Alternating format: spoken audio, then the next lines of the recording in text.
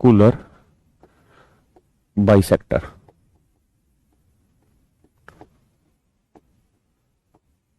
Perpendicular bisector Hindi में मेरे प्यारे बच्चों हम इसे कहते हैं समकोण समद्विभाजक।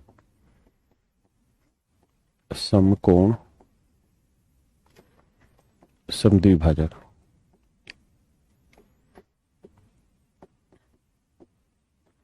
समकोण समद्विभाजक क्या कहानी, ध्यान से समझिए। समकोण समद्विभाजक की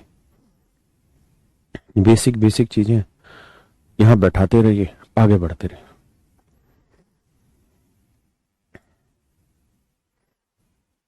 जैसे मान लीजिए मेरे बेटे ये कोई लाइन है,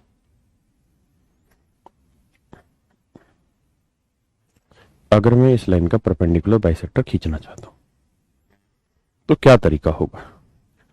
आपको आधे से ज्यादा प्रकार खोलना है, आधे से ज्यादा प्रकार खोलना है। यहां नोक लगानी है, एक आर्क यहां ऐसे, एक यहां, उतना ही प्रकार खुले रखना है, यानी लाइन के आधे से ज्यादा रखना है, उतना ही यहां खुलेगा, उतना ही अब यहां नोक रखनी, ऐसे ऐसे। फिर क्या करना है, फिर जहां ये दोनों नोकें टकराई, इन नोकों को मिलाते हुए एक लाइन खींच देनी है। क्लियर है।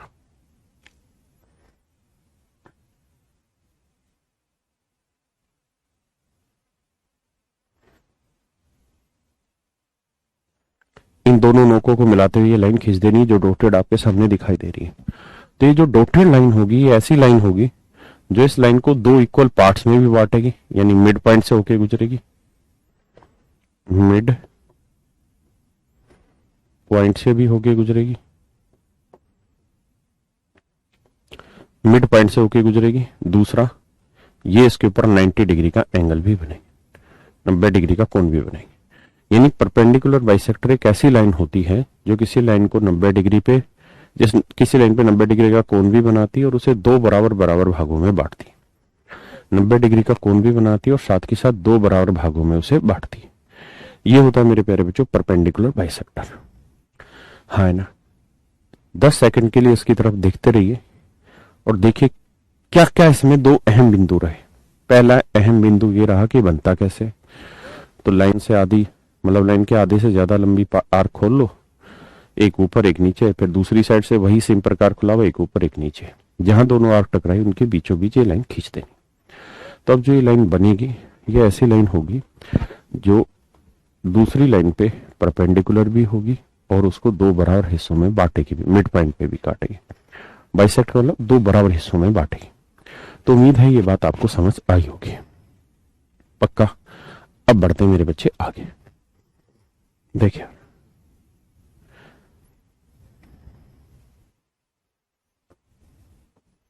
मान लीजिए कोई ट्रायंगल है,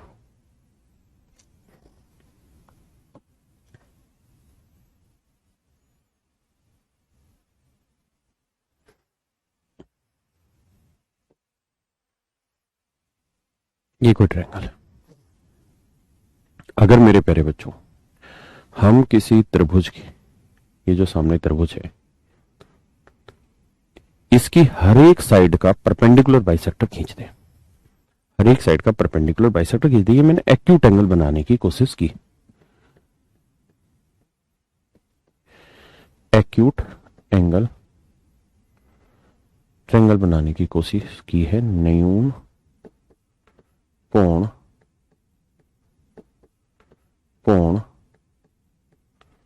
त्रिभुज बनाने का प्रयास किया, एक्यूट एंगल ट्रायंगल बनाने का प्रयास किया मेरे बच्चे। मतलब हर एक एंगल 90 से छोटा होगा। तो मेरे बच्चों अगर मैं इस वाली लाइन का परपेंडिकुलर बाइसेक्टर खींच दूं, कैसे खींचते आप अच्छे से जानते हैं, हाँ है ना।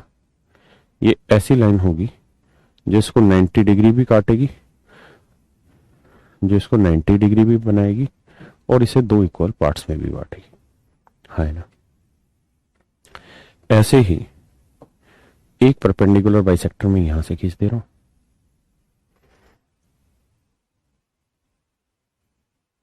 यहां से ठीक है जी, एक परपेंडिकुलर बाइसेक्टर ने यहां से खींच दिया।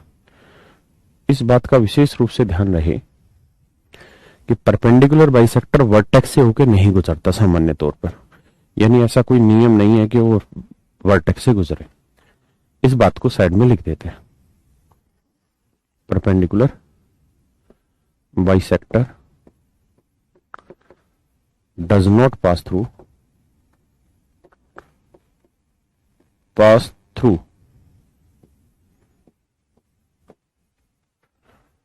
the vertex of triangle. जो परपेंडिकुलर बाइसेक्टर है वो ट्रायंगल के वर्टेक्स से होकर नहीं गुजरता। तो ये लाइन इसके ऊपर 90 डिग्री बनाएगी और इसे दो बराबर हिस्सों में बांटेगी। ऐसे ही हम एक तीसरा खींचेंगे यहां से। तो ये वाली जो लाइन होगी, ये लाइन परपेंडिकुलर बाइसेक्टर होगी, 90 डिग्री का तो कोण बनाएगी। ठीक है जी, दो बराबर हिस्सों में बांटेगी, 90 बनाएगी, दो बराबर हिस्सों में बांटेगी। और जहां तीनों परपेंडिकुलर बाइसेक्टर आपस में मिलते हैं, और ये जरूरी है कि तीनों एक जगह मिलेंगे। आप कहें कैसे? जब आप बना के देखेंगे तो आपको पता चलेगा तीनों एक ही पॉइंट से होके गुजरते हैं, है ना। तो जहां तीनों बिंदु आपस में मिलते हैं उस पॉइंट को मेरे प्यारे बच्चों हम कहते हैं क्या? Circum centre. इस पॉइंट को हम बोलते हैं क्या? Circum centre. Circum centre.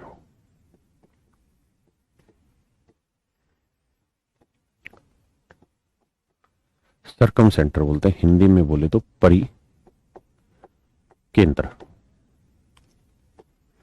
क्या कहते हैं जी? परिकेंद्र, है ना। इसको कहते हैं मेरे प्यारे बच्चों परिकेंद्र। इसको कहते हैं परिकेंद्र, है ना। अब आते हैं आगे। इसे सेंटर मानते हुए, इसे सेंटर मानते हुए, इसे सेंटर मानते हुए इस सेंटर में खास बात होगी क्या? कि ये ट्रायंगल के तीनों वर्टेक्स से इक्वल डिस्टेंस पे होगा। जितनी डिस्टेंस ये होगी, ठीक है जी, उतनी ही डिस्टेंस ये वाली होगी जी, उतनी ही डिस्टेंस ये वाली होगी।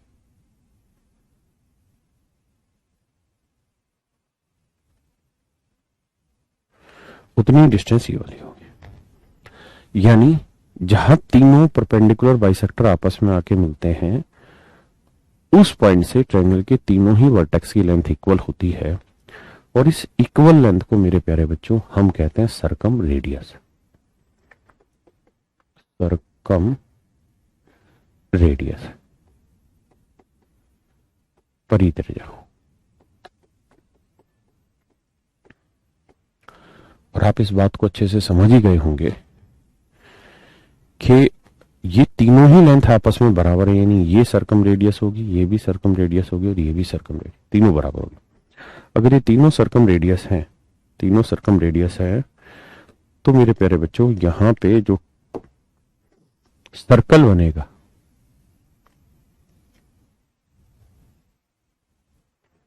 यहां जो सर्कल बनेगा, इस सर्कल को हम कह देंगे जी क्या है ये?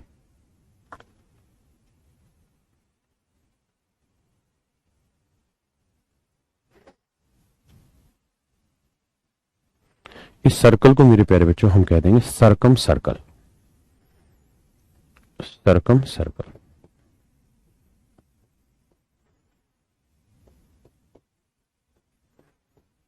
फिर से एक बार चेक करना है, बीच बीच में ना छोड़ रहा है पेन, कई बार, कई दिनों से हो रहा है।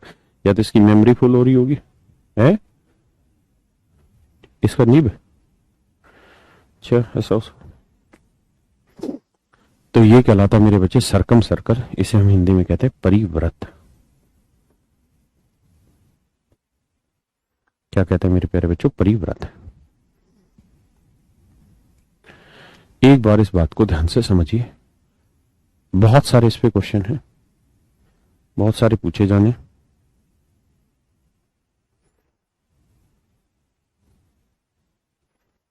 हाँ, एक यहां पे भी रखा था नहीं कल, इसकी नोक, अच्छा इसमें थी, वो नई थी पुरानी?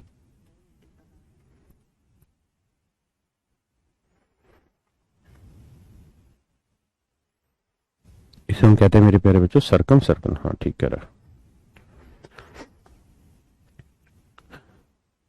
इसमें क्या क्या बातें समझी? सबसे पहले मैंने अभी समझाया परपेंडिकुलर बाइसेक्टर क्या होता है। फिर मैंने कहा कि जहां तीनों परपेंडिकुलर बाइसेक्टर आके आपस में मिलते हैं उस पॉइंट को हम सर्कम सेंटर कहते हैं। फिर बताया कि यार सर्कम सेंटर ऐसा सेंटर होता है जिससे ट्रायंगल के तीनों वर्टेक्स की लेंथ इक्वल होती है, उसे हम सर्कम सेंटर कहते हैं। यानी सर्कम सेंटर से ट्रायंगल के तीनों वर्टेक्स की लेंथ बराबर होती है। मैं लिख देता हूं, सर्कम सेंटर से ट्रायंगल की तीनों वर्टेक्स की लेंथ सेम होती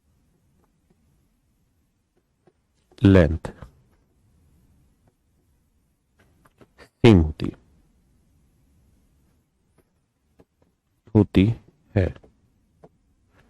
जिसे सर्कम रेडियस कहते हैं।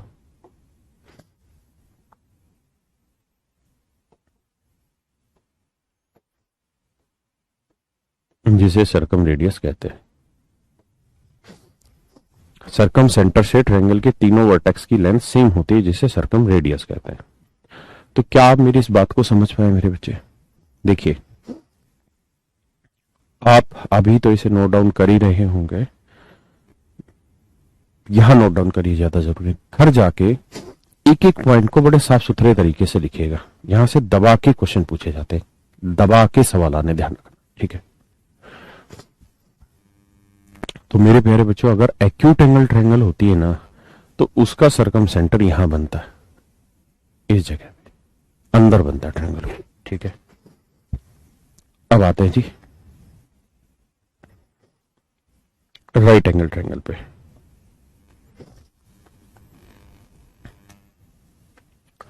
कि भाई राइट एंगल ट्रायंगल का कैसे बनता होगा। बड़ा सीधा सा नियम है। आपको सबसे पहले काम एक करना है, क्या? सर्कम सेंटर खींचना है, परपेंडिकुलर बाइसेक्टर खींचो। इस लाइन का परपेंडिकुलर बाइसेक्टर आपने खींच डाला, ठीक है?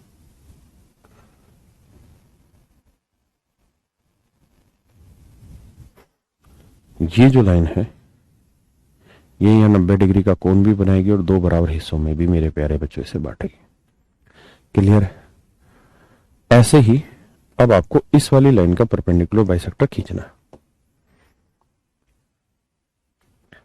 जब आप ठीक से खींचेंगे तो ऐसे ही बनेगा, ठीक है?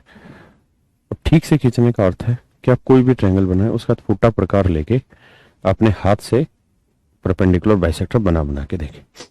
जितना काम ज्योमेट्री पे करोगे उतने विद्वान होते चले जाओगे। ये जो चर्चा चल रही है मेरे बच्चे, ये चल रही राइट एंगल ट्रायंगल की, राइट एंगल ट्रायंगल की, समकोण त्रिभुज की।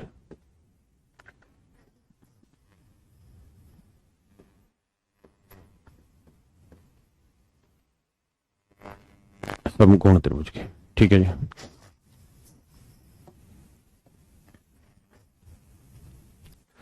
ऐसे ही मेरे बेटे, अगर मैं यहां से परपेंडिकुलर बाइसेक्टर खींचूंगा तो ये लाइन ऐसे बनेगी, ठीक है? यहां बड़ी सारी चीजें क्लियर करनी है मुझे तुम्हारी।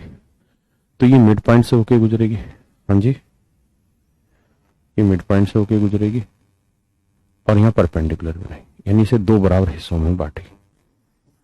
90 भी बनाएगी और दो बराबर हिस्सों में बांटेगी। तो बेसिकली राइट एंगल ट्रायंगल में तीनों परपेंडिकुलर बाइसेक्टर यहां मिलते हैं और ये पॉइंट क्या हुआ? हाइपोटेनियस का मिड पॉइंट, हाइपोटेनियस का मिड पॉइंट, हाँ है ना? तो हम कहेंगे समकोण त्रिभुज में, यानी राइट एंगल ट्रायंगल में, समकोण त्रिभुज में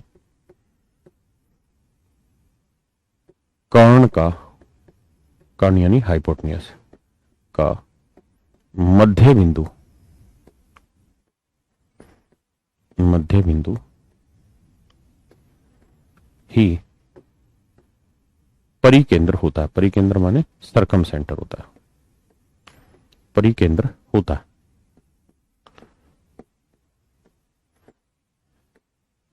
समकोण त्रिभुज में कर्ण का मध्य बिंदु ही परिकेंद्र होता है, इस बात को ध्यान से समझिएगा। किसी भी समकोण त्रिभुज में, मेरे प्यारे बच्चों ध्यान से देखिए, किसी भी समकोण त्रिभुज में जो कर्ण होता है यानी हाइपोटेन्यूस होता है, उसका मिड पॉइंट ही सर्कम सेंटर होता है, यानी ये वाला जो पॉइंट है ये आपका कहलाएगा सर्कम सेंटर। ठीक है जी। अब मैंने आपको बताया कि मेरे बच्चे सर्कम सेंटर से ट्रायंगल के तीनों वर्टेक्स की लेंथ बराबर होती है। सर्कम सेंटर से ट्रायंगल के तीनों वर्टेक्स की लेंथ बराबर होती है, यानी यहां से ये वाली लेंथ की बात हो,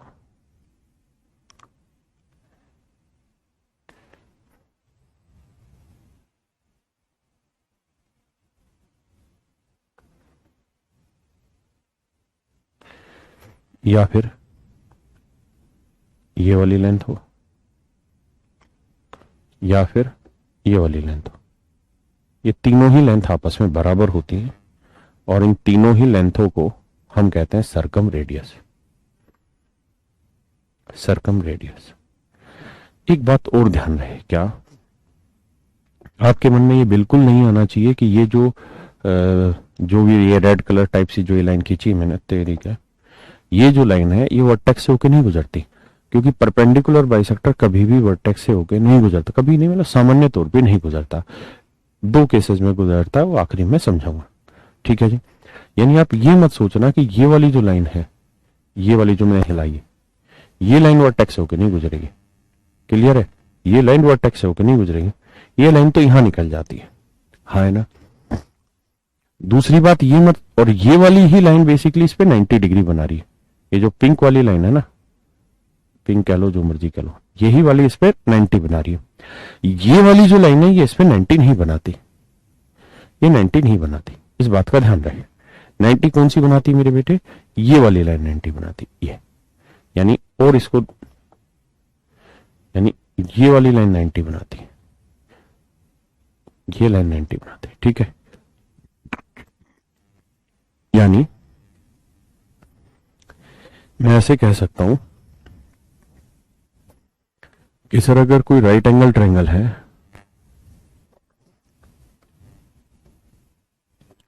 तो इसमें राइट एंगल से हाइपोटेन्यूस के मिड पॉइंट को मिलाएंगे ना, तो ये तो होगी आपकी सर्कम रेडियस।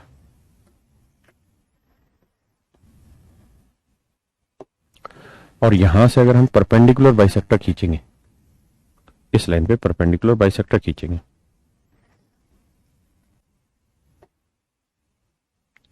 ऐसे, तो परपेंडिकुलर बाइसेक्टर मिड पॉइंट से तो होके गुजरेगा लेकिन वर्टेक्स ही नहीं जाएगा।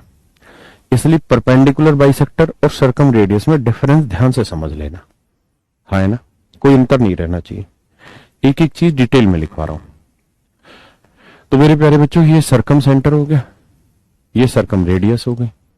तो अब इन तीनों रेडियस इक्वल है, तो इस पे आप एक सर्कल बना सकते हैं, इसमें क्या बुराई है। तो ये हो गया जी आपका सर्कल।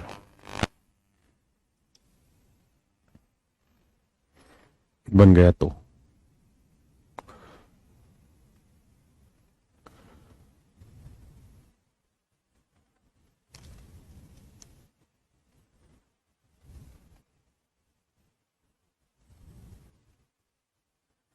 मारो यार गोली, अपने हाथ से बनाएंगे तुम्हारे लिए अलग से।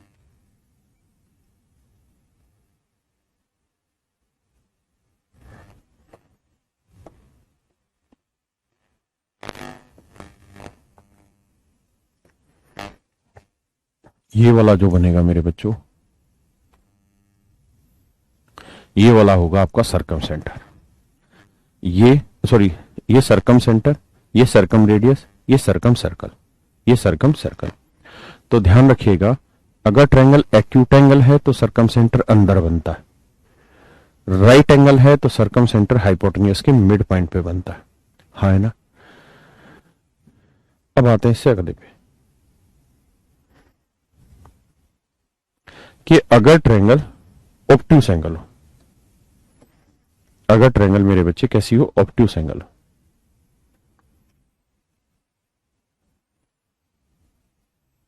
जैसे ये ट्रायंगल है, ये आपने देखा कि ऑब्ट्यूस एंगल ट्रायंगल।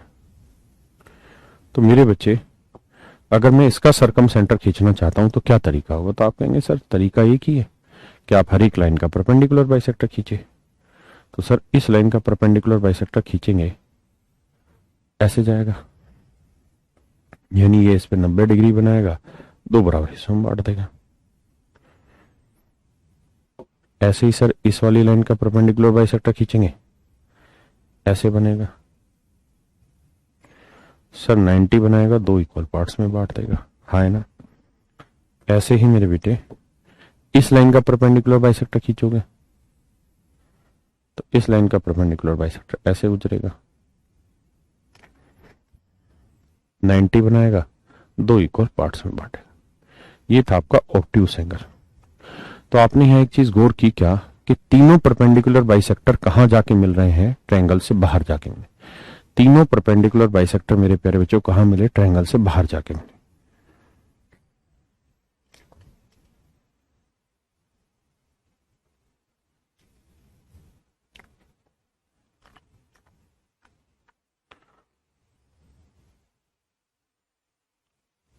तीनों कहां मिले हैं जी? ट्रायंगल से बाहर जाके मिले। तो पहली बात तो ये कि अब हम चर्चा कर रहे हैं ऑब्ट्यूस एंगल ट्रायंगल की, ऑब्ट्यूस एंगल ट्रायंगल की, अधिक कोण त्रिभुज की, अधिक कोण त्रिभुज। क्या कर रहे हैं जी? अधिक कोण त्रिभुज की हम बात कर रहे हैं। अधिक कोण त्रिभुज, अधिक कोण त्रिभुज क्या होती है? ध्यान से दीजिए, देखिए जी, अधिक कोण त्रिभुज आप जानते हैं जिसका एक कोण 90 डिग्री से बड़ा हो, तो हम यहां लिखेंगे अधिक कोण त्रिभुज में, अधिक कोण त्रिभुज का परिकेंद्र यानी सरकम सेंटर अधिक कोण के सामने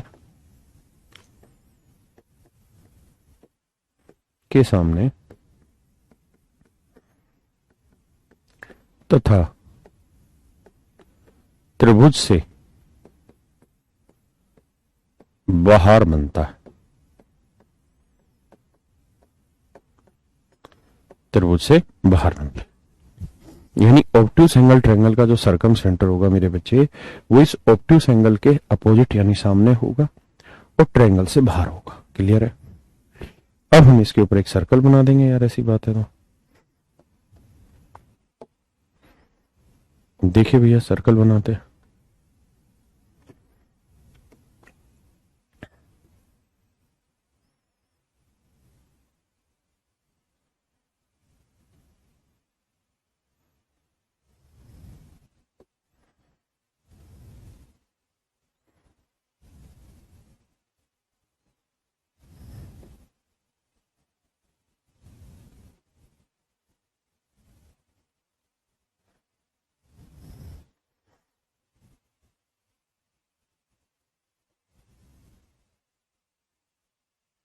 ये जो बनेगा मेरे प्यारे बच्चों, ये सर्कल बनेगा।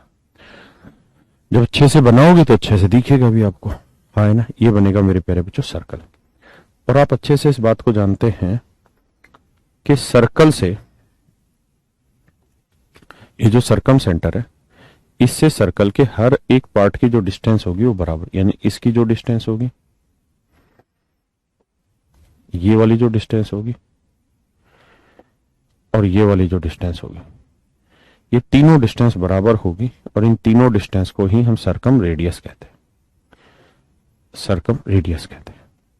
यानी अर्थ ये हुआ कि मेरे प्यारे बच्चों, ऑब्ट्यूस एंगल ट्रायंगल का जो सरकम सेंटर होता है, ऑब्ट्यूस एंगल ट्रायंगल का जो सरकम सेंटर होता है मेरे बच्चे, वो ट्रायंगल से बाहर बनता है।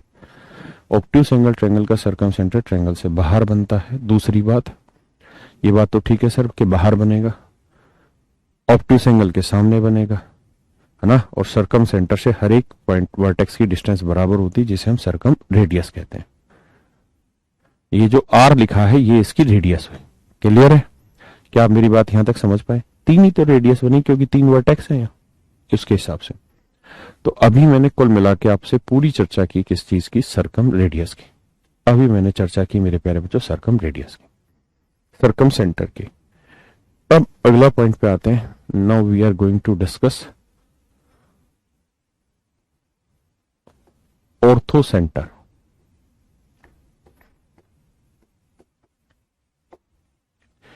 देखिए मेरे बच्चे,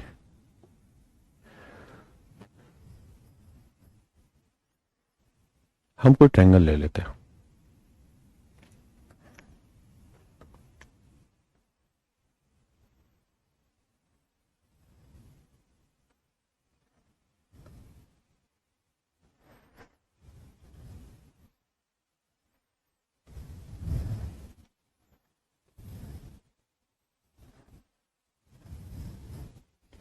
ये मेरे प्यारे बच्चों हमारी कोई ट्रायंगल.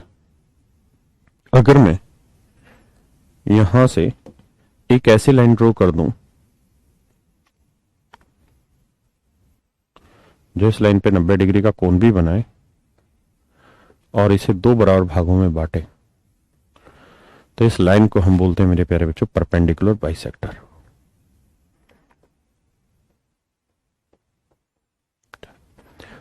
और जहां सारे परपेंडिकुलर बाइसेक्टर मिलते हैं, जहां टकराते हैं, उस पॉइंट को हम कहते हैं सरकम सेंटर.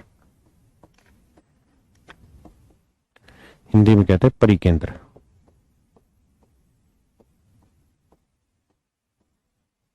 परिकेंद्र. ठीक है जी. अगर मेरे प्यारे बच्चों मैं यहां से वर्टेक्स से सामने वाली लाइन पे एक 90 डिग्री का कोण बना दूं, तो इस लाइन को हम कहते हैं अल्टीट्यूड. अल्टीट्यूड हिंदी में कहते हैं अभिलंब. अभिलंब. आपसे कोई पूछे कि भाई अल्टीट्यूड क्या होता है, तो आप कहेंगे altitude is a line which is drawn from the vertex of the triangle to the opposite side and it makes an angle of 90 degree to the opposite side. अभिलंब एक ऐसी रेखा होती है जो त्रिभुज के किसी शीर्ष से उसके सामने वाली भुजा पर, त्रिभुज के किसी शीर्ष से उसके सामने वाली भुजा पर 90 डिग्री का कोण बनाती. रटना नहीं, कुछ नहीं, ऐसा भी नहीं करना कि टीचर लिखवा दे दे. यहां बैठाइए. क्या कि भाई एल्टीट्यूड एक ऐसी लाइन होती है जो किसी वर्टेक्स से खींची जाती है और सामने वाली लाइन पे 90 डिग्री का कोण बनाती है. बस ये एल्टीट्यूड है. अगर कोई आपसे पूछे कि भैया एल्टीट्यूड में और परपेंडिकुलर बाइसेक्टर में क्या डिफरेंस है, देखो एक है नजिस, NAJ,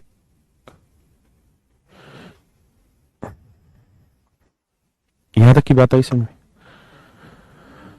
तो मेरे बच्चों मेरी बात ध्यान से सुनिए. अल्टीट्यूड हो गया. अगर आपसे कोई पूछे कि भाई परपेंडिकुलर बाइसेक्टर और अल्टीट्यूड में क्या डिफरेंस है, तो आप एक बात कहेंगे कि सर देखिए, अल्टीट्यूड वर्टेक्स से खींचा जाता है, अल्टीट्यूड वर्टेक्स से खींचा जाता है, जबकि परपेंडिकुलर बाइसेक्टर वर्टेक्स से नहीं गुजरता. पहली बात. दूसरी बात, अल्टीट्यूड की आप लेंथ निकाल सकते हैं. You can calculate the length of altitude. You can calculate the length of altitude. आप अल्टीट्यूड की लेंथ को कैलकुलेट कर सकते हैं. क्यों? क्योंकि आपके पास एंड पॉइंट आ गए. भाई यहां से शुरू हुआ, यहां पे खत्म है. एक फुट्टा यहां लगाइए, एक फुट मतलब फुट्टे की नोक यहां और नाप दीजिए. But you can not calculate the length of perpendicular bisector. यानी आप समकोण समद्विभाजक की लंबाई नहीं निकाल सकते. क्यों? क्योंकि इसका एंड पॉइंट ही नहीं है. कहां से शुरू कहां खत्म, जाने कौन सा दूर था, है मतलब आप इसकी लंबाई नहीं निकाल सकते. यानी ये अनंत से शुरू होकर अनंत पे ही खत्म होता है, एंड पॉइंट नहीं है, इसलिए आप इसकी लंबाई नहीं निकाल सकते. परपेंडिकुलर बाइसेक्टर वर्टेक्स से होकर नहीं गुजरता, अल्टीट्यूड वर्टेक्स से गुजरता है. अल्टीट्यूड की लेंथ निकाल सकते हो, परपेंडिकुलर बाइसेक्टर की लेंथ नहीं निकाल सकते. सिमिलरिटी क्या है जी दोनों में? दोनों ही 90 बनाते हैं साइड के ऊपर. ये भी 90 बनाता है, ये भी सामने वाली साइड पे 90 ही बनाता है. ठीक है जी, यहां तक की बात समझ गए. एक भाई कह रहा हिंदी में बताओ, मेरे भाई हिंदी इंग्लिश दोनों में ही चीजें डिलीवर हो रही है, आपको थोड़ा सा मैनेज करना पड़ेगा, है ना। चीजों को समझो, अगर आप हिंदी के पिट्ठू बने रहेंगे तो एक दिन पछताएंगे। आप इंग्लिश के भी बहुत ज्यादा ना रहे दीवाने, हिंदी के भी बहुत ज्यादा दीवाने ना रहे, बीच बचाव का रास्ता पकड़िए और आगे बढ़िए। वर्टेक्स को हिंदी में क्या कहते हैं? वर्टेक्स को हिंदी में कहते हैं शीर्ष बिंदु।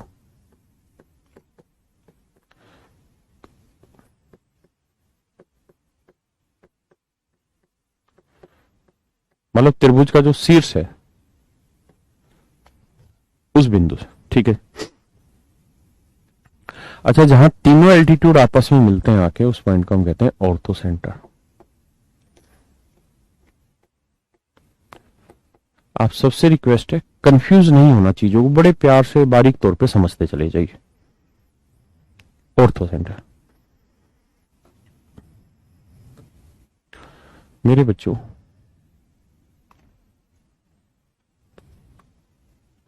ये मान लीजिए कोई ट्रायंगल है।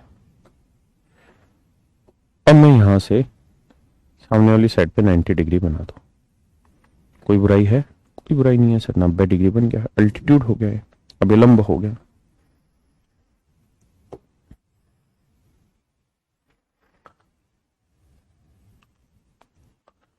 यहां पे एक 90 डिग्री का कोण बना दिया है, यानी अल्टीट्यूड खींच दिया, ठीक है जी। ये 90 डिग्री का यहां कोण बना रहा।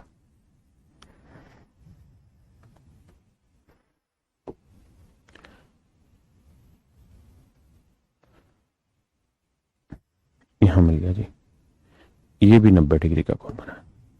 जहां तीनों अल्टीट्यूड, तीनों अभिलंब आपस में आके मिलते हैं मेरे बच्चे, उस पॉइंट को आप कहते हैं ऑर्थो सेंटर। उस पॉइंट को आप कहते हैं मेरे प्यारे बच्चों क्या? Ortho centre. क्या कहते हैं मेरे बच्चे? ऑर्थो सेंटर, है ना। ध्यान दीजिए इस बात का, ऑर्थो सेंटर यानी लंब केंद्र।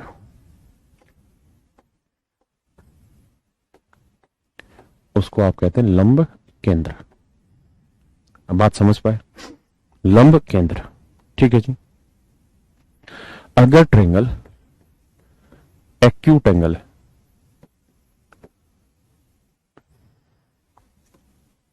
अगर ट्रायंगल एक्यूट एंगल ट्रायंगल यानी न्यून कोण त्रिभुज है,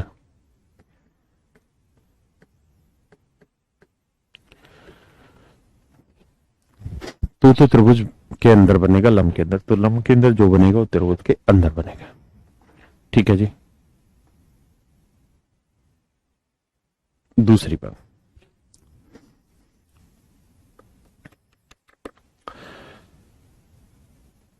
अगर त्रिभुज हो राइट एंगल ट्रायंगल, अगर ट्रायंगल हो मेरे शेर हो राइट एंगल समकोण त्रिभुज, जैसे राइट एंगल ट्रायंगल समकोण त्रिभुज, अगर हम इसकी बात करें तो भैया ऑर्थो सेंटर बनाना है। ऑर्थो सेंटर किससे मिलेगा?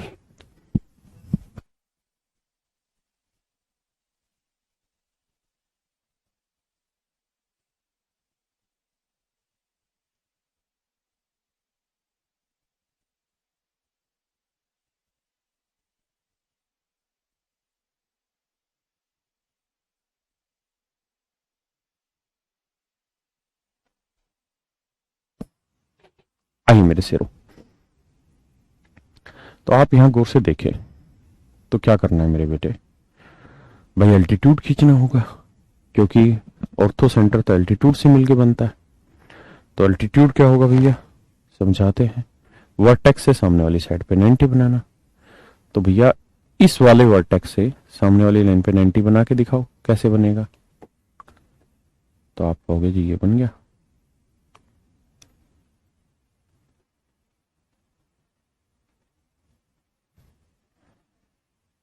ये बन गया जी 90 डिग्री। समझते हो ना भाई? यहां से 90 डिग्री तो यही तो बनेगा। ऐसे ही मेरे बेटे मैं कहूं यहां से 90 बनाओ, भाई वर्टेक्स तो ये भी तो वर्टेक्स ही है, तो इस वर्टेक्स से सामने वाली लाइन पे 90 बनाना पड़ेगा आपको।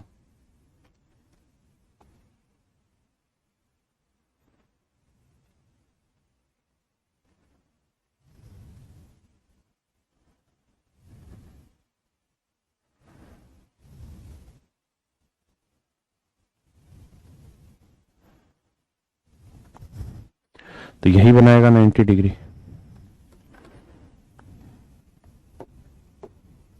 ऐसे यहां से सामने वाली लाइन पे एल्टीट्यूड बना दो।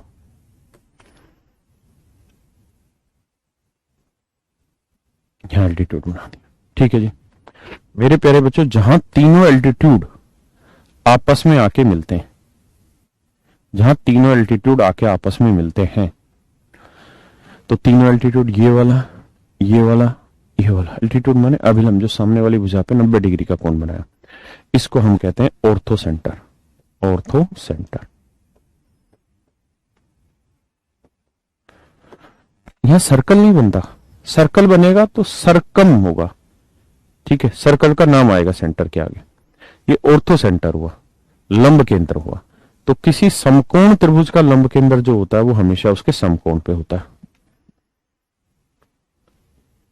Ortho centre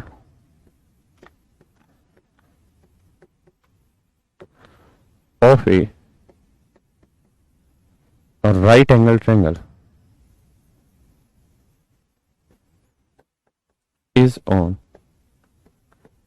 its vertex, is on its right angle। मतलब किसी समकोण त्रिभुज का लंब केंद्र उसके समकोण पर होता है। समझो आराम से, फिर आगे बढ़े। किसी समकोण त्रिभुज का लंब केंद्र उसके समकोण पर होता है। चीजों को इतना आसान ना मानना, बड़े सारे सवाल यहां पूछे जाने।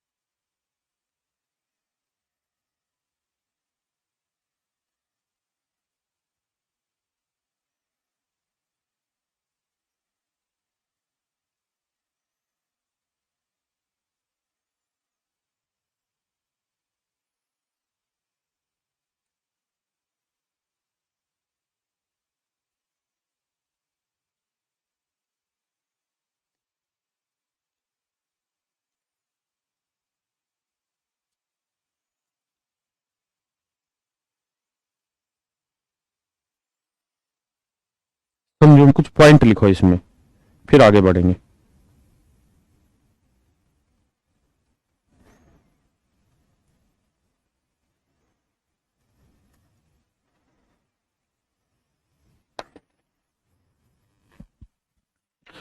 आइए जी आगे। अब बनाते हैं मेरे बच्चे अधिक कोण त्रिभुज।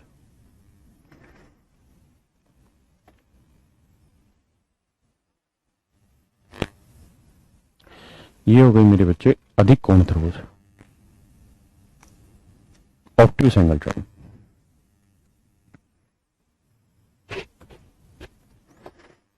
अरे भैया, ये मेरे बच्चे ऑब्ट्यूस एंगल है ये वाला। आप अच्छे से जानते हैं कि भैया हमें यहाँ पे अल्टीट्यूड खींचने, और अल्टीट्यूड क्या होता है, जो वर्टेक्स से सामने वाली साइड पे 90 डिग्री का कोण बनाए। तो भाई यहां से आप कैसे सामने वाली लाइन पे 90 डिग्री का कोण बना सकते हैं, क्योंकि इधर लेके जाओगे तो और ऑब्ट्यूस होता रहेगा, और बड़ा होता रहेगा। यहाँ तो 180 आ जाएगा, धीरे धीरे बढ़ाते रहोगे तो ये ऑब्ट्यूस ऑब्ट्यूस ऑब्ट्यूस ऑब्ट्यूस, जब बिल्कुल सीधा होगा तो जाके आपका 90 डिग्री का ये एंगल बनेगा, है ना। अब बात यह आती है सर कि ये 90 बनेगा कहां, यहाँ तो लाइन ही नहीं है इसकी। यहां तो सर इसकी लाइन ही नहीं है, करें क्या। कोई दिक्कत नहीं, घबराओ नहीं। अब आप ये बताइए कि भाई ये बनेगा तो इस लाइन पे, लेकिन ये लाइन तो है ही नहीं। जब ये लाइन नहीं है तो घबराना नहीं है, इसको यहां सेट कर लेना है, आगे बढ़ा लेना।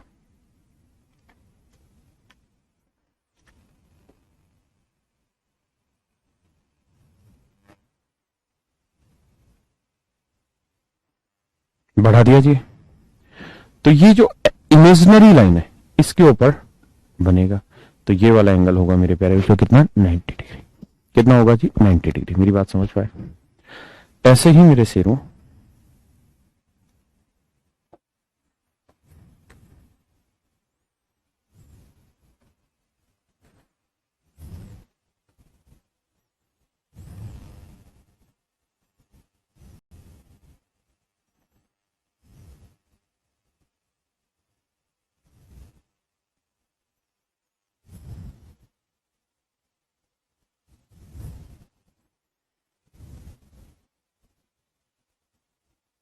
ये बनेगी भाई इसकी इमेजिनरी लाइन।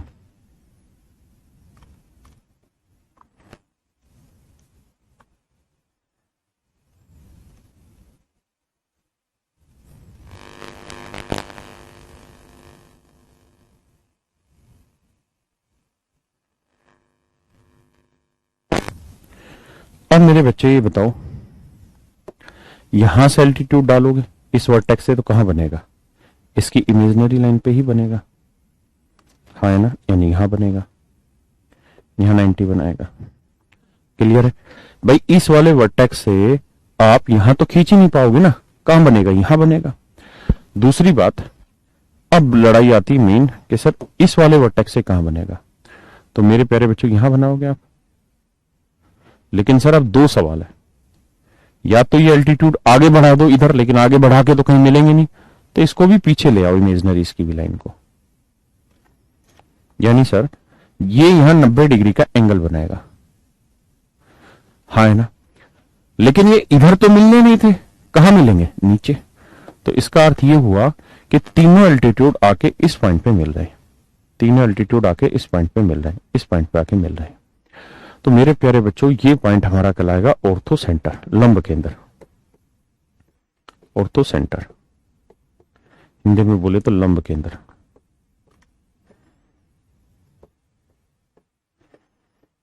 लंब केंद्र, यानी हिंदी में लिख रहा हूं इसको, अधिक कोण त्रिभुज में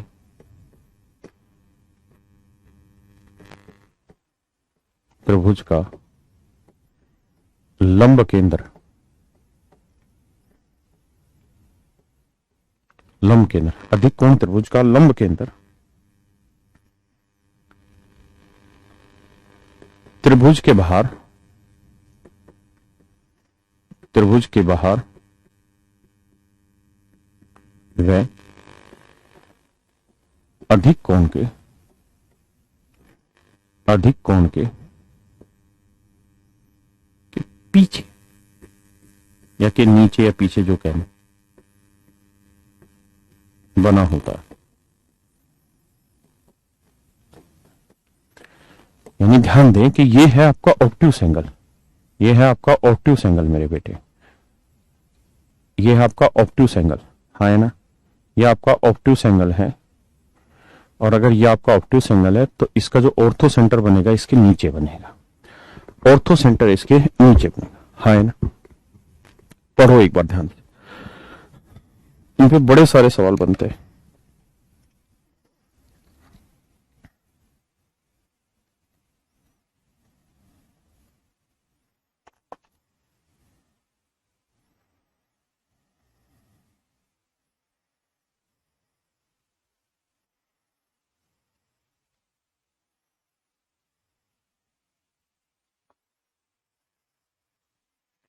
समझो मेरे बेटे, मेरे शेरों, रटने से कुछ नहीं होगा।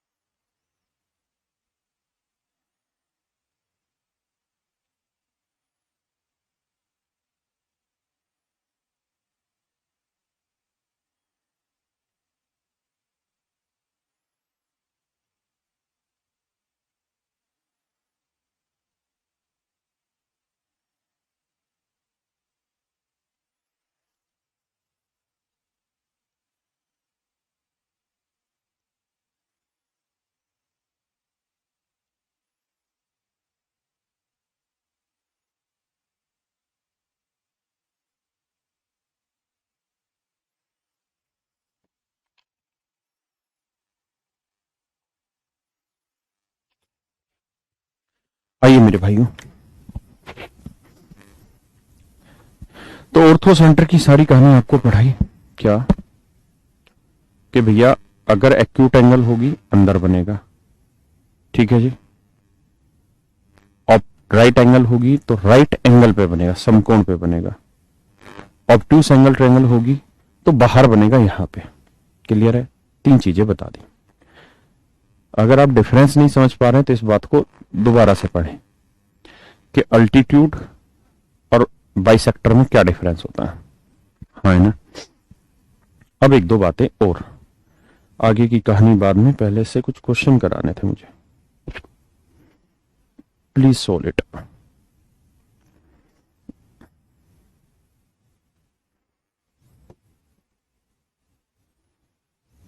Please make it so.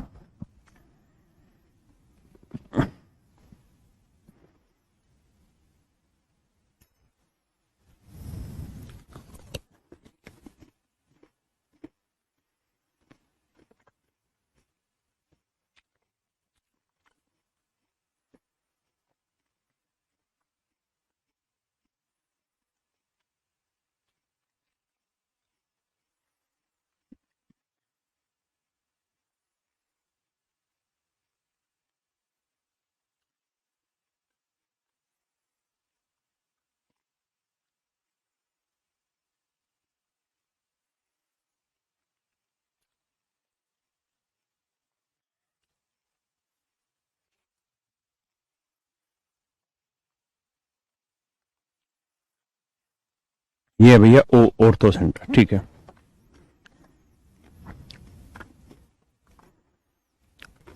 कह रहा है जी ए एंगल जो है वो 50 डिग्री का, ये वाला 50 डिग्री का। मेरे बच्चों, ये अगर ओ ऑर्थो सेंटर है तो आप इस बात को बखूबी जानते हैं कि जो ऑर्थो सेंटर होता है वो किसके मिलने से बनता है? वर्टेक्स से सामने वाली लाइन पे अल्टीट्यूड डाला जाता है। हाँ, है ना। वर्टेक्स से सामने वाली लाइन पे अल्टीट्यूड डाला जाता है, यानी ये 90 डिग्री होगा, ये 90 डिग्री होगा, तभी तो ये ऑर्थो सेंटर कहलाता है। हाँ, है ना। अब मेरे बच्चे ध्यान से देखिएगा इस बात को। क्या अगर मैं इस क्वाड्रिलेटरल की बात करूं,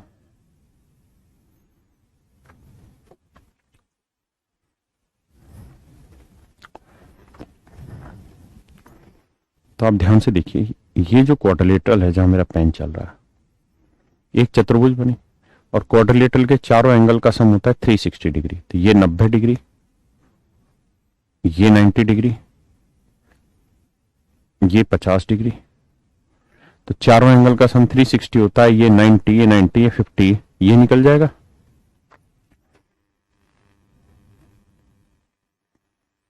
हाँ, है ना।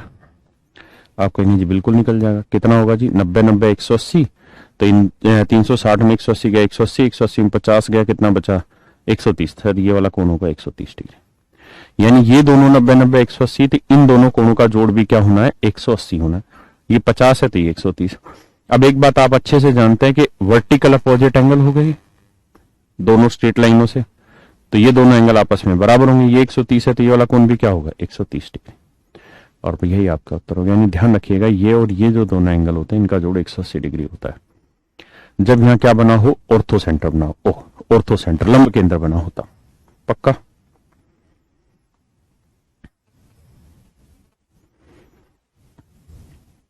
करिए बाबू, करिए जी मित्रों।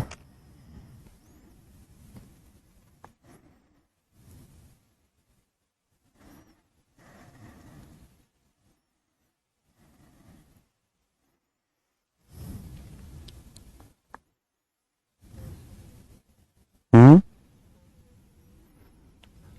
हाँ हाँ, और डिनोट होगा भी नहीं ना, यही तो बच्चे को ढूंढना है। वो तो दे ही रखा है, ऑर्थो सेंटर है। ट्रायंगल ऑब्ट्यूस एंगल है। It is the work of student.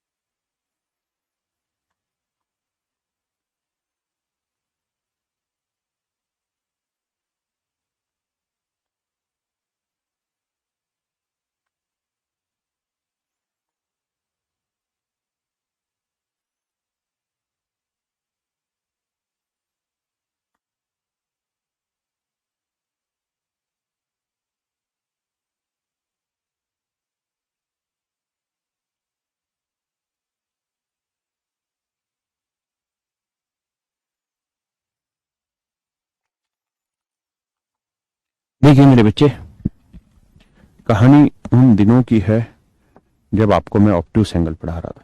ध्यान से देखिए मेरे बेटे, एक बात बताइए मेरे भाई, मेरे बेटे ये बताओ कि ये वाला जो एंगल होगा, ये वाला एंगल कितने का होगा? आप कहेंगे 90 डिग्री का होगा क्योंकि स्ट्रेट लाइन है। ये वाला एंगल कितने का होगा? 90 डिग्री का होगा, स्ट्रेट लाइन है। अब मेरे बच्चों एक बात बताओ, अगर मैं तुमको ये कह दूं तुम्हें या चुप रहूं, दिल में मेरे आज क्या है, पूछो तो जानू वो मानू दिल में। मेरे प्यारे बच्चों गौर से देखिए, ये क्वाड्रिलेटरल बन गई, ये क्वाड्रिलेटरल बन गई। और अगर ये क्वाड्रिलेटरल है, चतुर्भुज है, अगर ये क्वाड्रिलेटरल है, चतुर्भुज है, तो चतुर्भुज के चारों कोणों का योग कितना होता है? 360 डिग्री। हाँ है ना? अब मेरे बच्चे ये एंगल 90 डिग्री है, ये एंगल 90 डिग्री है। तो ये बताइए, इस चतुर्भुज के चारों कोणों का योग 360 होगा, तो ये 90 है, ये 90 है, तो ये कोण जमा ये कोण कितने का होगा? ये वाला कोण जमा में ये वाला कोण कितने का होगा? ये बता दीजिए। तो आप कहेंगे सर अगर ये चतुर्भुज है तो ये तो बड़े सुंदर सी बात हो गई सर, कि इन दोनों एंगल का सम, यानी ये वाला कोण और ये वाला कोण, इन दोनों एंगल का सम हमेशा ही 180 डिग्री होगा, इसका और इसका। अब आप ये भी जानते हैं कि वर्टिकल अपोजिट एंगल हो गए, तो ये एंगल जितना होगा उतना ये एंगल होगा। मतलब ये कोण प्लस ये वाला कोण, इन दोनों कोणों का जोड़ भी सदैव 180 डिग्री रहेगा। यानी ध्यान रखिएगा, यानी ऑर्थो सेंटर वाला एंगल प्लस ऑब्ट्यूस एंगल, इन दोनों का जोड़ हमेशा ही 180 डिग्री होगा। अधिक कोण जमा लंब केंद्र का कोण, दोनों का जोड़ 180 होगा मेरे शेरों। तो अगर आप इस बात पे आ जाएं तो आप अच्छे से इस बात को समझेंगे यहां पे कि भैया ये अधिक कोण है, बी 90 से बड़ा है, एओसी 50 है, यानी अगर ऐसे बनाओगे आप इसे तो यहां बनेगा इसका लंब केंद्र इधर, तो ये ओ होगा, ये 50 डिग्री है। तो कह रहा जी ये वाला कोण बताओ, अभी समझा, इन दोनों कोणों का जोड़ 180 होगा, तो ये 50 है, तो ये कितना आएगा? 130 degree. That is all your answer, B option is your right answer. समझे भैया? बूझे कि नहीं? All your answer, B option is your right answer. समझे भैया? बूझे कि नहीं? बहुत ही खूबसूरत सवाल, करिए, देखते हैं कितने बच्चे आंसर देंगे इसका। How many of you will answer it?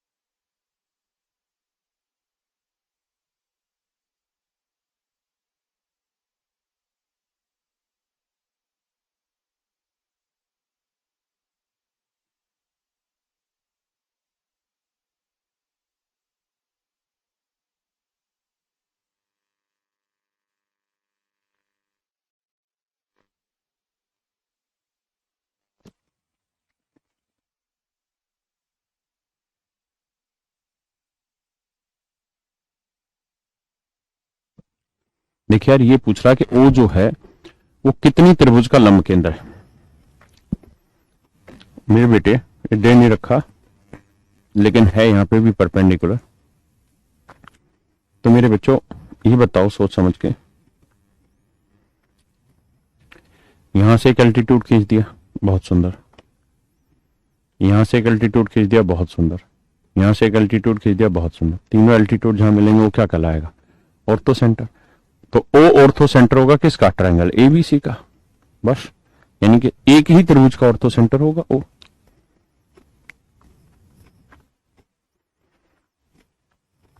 बताइए भैया, ये बहुत प्यारा सवाल है।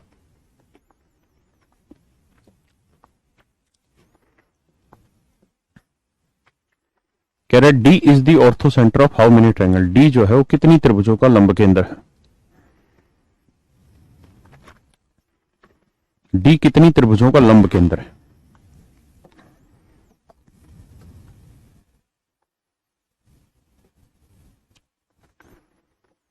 देखिए यार, आप जान रहे हैं डी पे बन रहा है सर राइट एंगल। अगर डी पे राइट एंगल बन रहा है तो डी किस किस ट्रायंगल का ऑर्थो सेंटर होगा दिखाता हूं। पहले लिखवा देता हूं फिर दिखाता हूं। एक ट्रायंगल होगी ओडीसी, एक ट्रायंगल होगी एडीसी, एक ट्रायंगल होगी ओडीबी, एक ट्रायंगल होगी एडीबी। ध्यान रखिए मेरे बेटे, जिस जिस राइट एंगल ट्रायंगल का और मतलब राइट एंगल ट्रायंगल का जो ऑर्थो सेंटर होता है वो उसके राइट एंगल पे होता है। लंब किसी समकोण त्रिभुज का लंब केंद्र उसके समकोण पर वो करता है एग्जिस्ट। देखिए बेटे,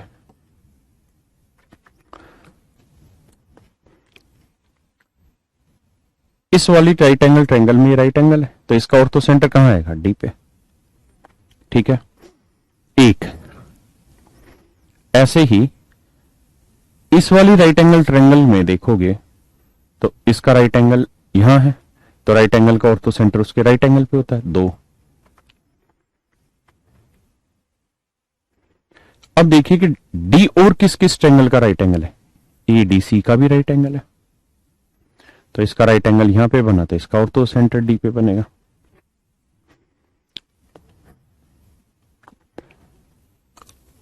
ऐसे ही भैया इस वाली ट्रायंगल पे आ जाइए, इसका भी तो राइट एंगल यहीं बन रहा है तो इसका ऑर्थो सेंटर भी डी पे होगा। हाँ है ना? तो मेरे प्यारे बच्चों कितने उत्तर सही हैं? 4 आंसर इज राइट। 4 त्रिभुजें बनेंगी। करिए जी, बहुत ही प्यारा, बहुत ही खूबसूरत सवाल जी, बहुत ही प्यारा, बहुत ही खूबसूरत सवाल।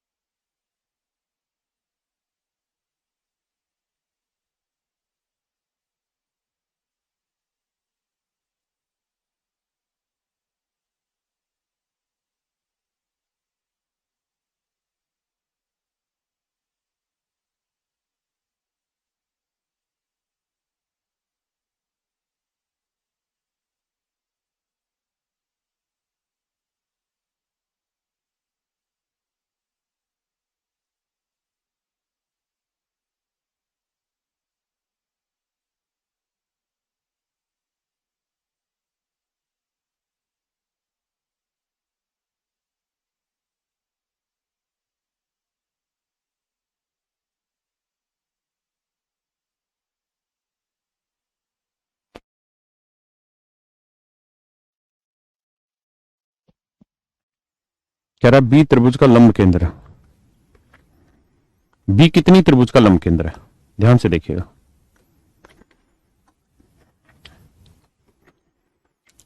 सारा सवाल समझ गए? मेरे बच्चे एक बात बता दीजिए, क्या बी कहां है? यहां। ट्रायंगल के बिल्कुल बाहर है, कोने पे। आप अच्छे से जानते हैं कि ऑर्थो सेंटर के मामले में, लंब केंद्र के मामले में तीन ही केस है। एक्यूट एंगल है, अंदर बनेगा। ऑब्ट्यूस है, बाहर बनेगा, ऑब्ट्यूस एंगल के नीचे बनेगा। राइट एंगल है तो राइट एंगल के वर्टेक्स पे बनेगा। यानी तीन ऑर्थो सेंटर आपने पढ़े हैं। एक्यूट होगा तो अंदर होगा, ये कि यहां बी बना रहा है, बी पे वर्टेक्स पे बना रहा है, तो यानी एक्यूट तो है नहीं, क्योंकि एक्यूट होता तो अंदर बनता। दूसरा ऑब्ट्यूस एंगल हुआ, ऑब्ट्यूस एंगल होता तो ट्रायंगल के बाहर बनता। और तीसरा राइट एंगल होता तो राइट एंगल के वर्टेक्स पे, तो ये राइट एंगल तो है नहीं, तो दो चांसेस कट गए। राइट एंगल के कट गए, एक्यूट के कट गए, बचा ऑब्ट्यूस। हो सकता है कि बी ऑर्थो सेंटर बन रहा हो और यहां कोई ऑब्ट्यूस एंगल बन रही हो, तो गौर से देखिए।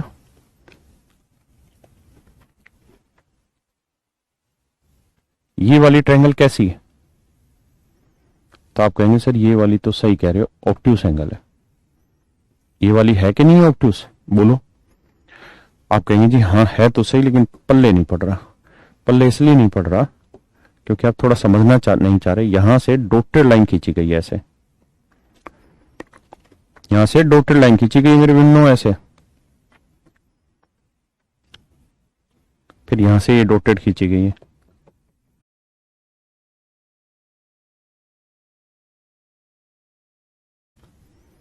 यहां से ये डॉटेड लाइन एक्सटेंड की गई है,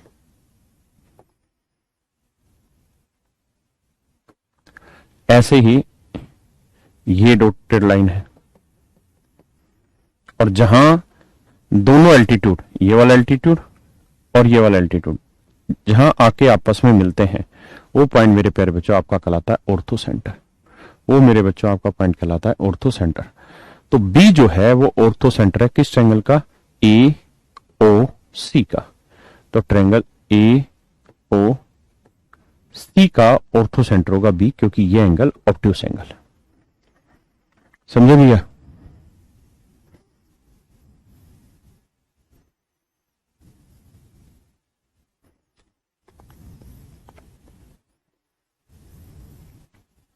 आइए जी आगे।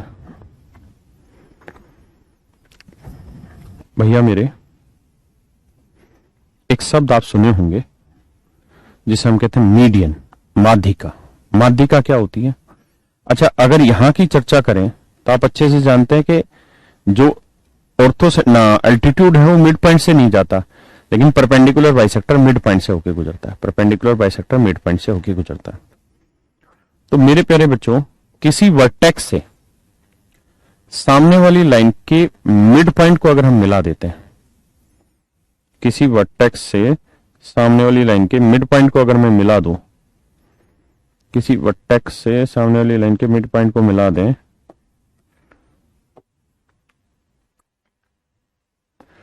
किसी वर्टेक्स से सामने वाली लाइन के मिड पॉइंट को अगर आप मिला देते हैं तो इसको कहते हैं मीडियन। मीडियन, मीडियन यानी माध्यिका। मध्यिका, मीडियन बोलते हैं, मध्यिका बोलते हैं। कोई पूछे मीडियन क्या होती है, तो आपको एक ही शब्द में आंसर देना है, सर त्रिभुज के किसी शीर्ष से सामने वाली भुजा के मध्य बिंदु को मिलाने वाली लाइन मध्यिका होती है।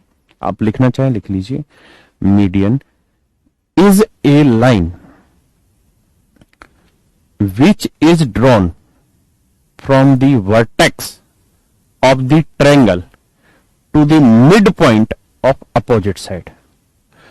मध्यिका एक ऐसी रेखा होती है जो त्रिभुज के शीर्ष से उसके सामने वाली भुजा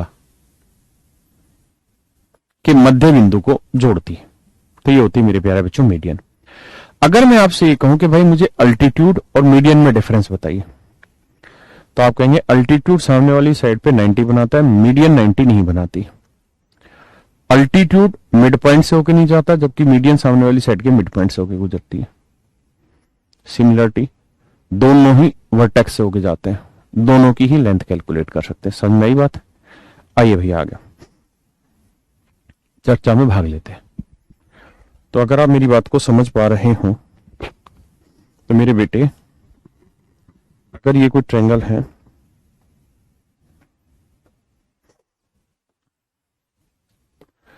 और अगर इस ट्रायंगल में मैं तीनों मीडियन खींच दूं, तीनों मीडियन खींच लूं मैं, यानी ये वाली मीडियन खींच दूं, मिड पॉइंट को जाके मिले, ये वाले मिड पॉइंट को मिला दे, ये मीडियन कहलाएगी। यहां से सामने वाली साइड के मिड पॉइंट को मिला दे, ये मीडियन कहलाएगी। और यहां से सामने वाली साइड के मिड पॉइंट को मिला दे, ये भी मीडियन कहलाएगी।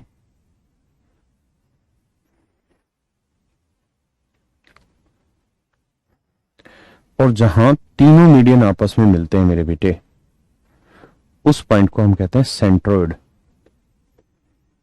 सेंट्रोइड हिंदी में मेरे बच्चों कहते हैं केंद्रक। कौन सा रक? केंद्र रक, केंद्रक कहते हैं। ठीक है, जहां त्रिभुज की तीनों मध्यिकाएं आपस में मिलती हैं वो केंद्रक कहलाता है। अब एक बच्चा डाउट पूछेगा कि सर क्या मीडियन 90 बनाती है? अरे मेरे भाइयों मूर्खों, कितना साफ तौर पे तीनों चीजों को बाइफरकेट किया हुआ है कि भाई अल्टीट्यूड 90 बनाता है, मीडियन 90 नहीं बनाती, परपेंडिकुलर बाइसेक्टर 90 बनाता है। अल्टीट्यूड वर्टेक्स से जाता है, मीडियन वर्टेक्स से जाती, परपेंडिकुलर बाइसेक्टर वर्टेक्स से नहीं गुजरता। हद है, इसमें क्या बुराई है यार समझने में? तो जहां तीनों मीडियन आके आपस में मिलती है उस पॉइंट को हम सेंट्रोइड कहते हैं। और जो सेंट्रोइड होता है वो मीडियन को 2:1 के रेशियो में बांटता है। यानी वर्टेक्स से सेंट्रोइड की लेंथ 2, तो सेंट्रोइड से मिड पॉइंट की लेंथ 1। ये 2 तो ये 1, ये 2 तो ये 1। ये मत सोचना आप कि ये 2 ही होंगी सारी ना। इसका मतलब ये 20 हुई तो ये 10 हो जाएगी, ये 24 हुई तो ये 12 हो जाएगी, ये 26 हुई तो ये 13 हो जाएगी। यानी रेशियो 2:1 रहेगा और कुछ नहीं। क्लियर है? तो आज इतना ही रखते हैं, बाकी अगली क्लास में मिलेंगे।